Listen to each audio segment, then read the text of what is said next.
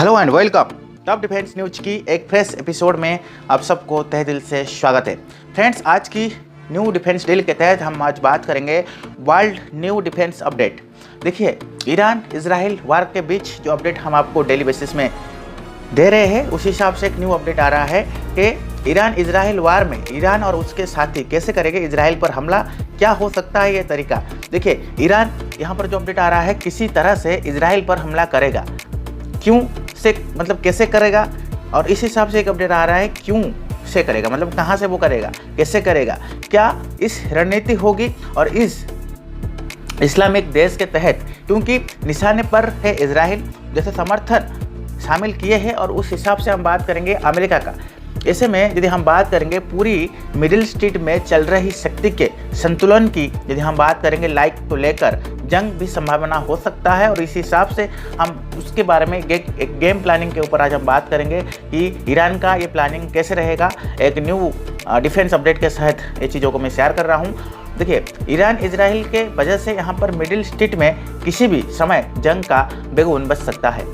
तो इस बात का डर है पूरी दुनिया को, क्योंकि दुनिया की सभी ताकतवर शक्तियों को भी ये जानना जरूरी है यह एक क्षेत्रीय स्तर पर होने वाला है। और उस हिसाब से यदि हम बात करेंगे, और ये भयानक भी होने वाला है, इस भयानक जंग हो सकता है। और यहाँ पर एक ये अपडेट आ रहा है कि आशंका ये जताया जा रहा है कि ईरान अपने समर्थक देशों के साथ मिलकर इजराइल पर कई तरह की जंग की शुरुआत कर सकता है, वह भी अगस्त के मध्य तक।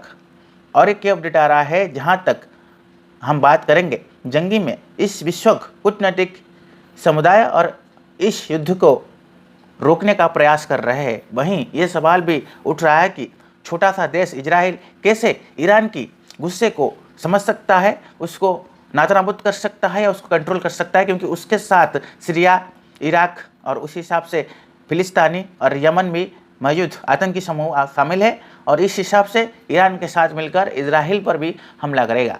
तो यहाँ पर भारत को क्या बेनिफिट हो सकता है या भारत को नुकसान हो सकता है, उसके बारे में आपको बता रहा हूँ। यहाँ पर यह अपडेट आ रहा है कि रिसेंट हाई प्रोफाइल अटैक के अपडेट आप बात करेंगे तो गोलन हाइट्स इजराइल जुलाई 27, जुलाई 30 में एक बेरूटी लिबियन हुआ था, जुलाई 31 में आपका थारान ईरान, अगस्त 5 में एनियासियत बेस पर इराक पर भी ये हमला हो रहा है।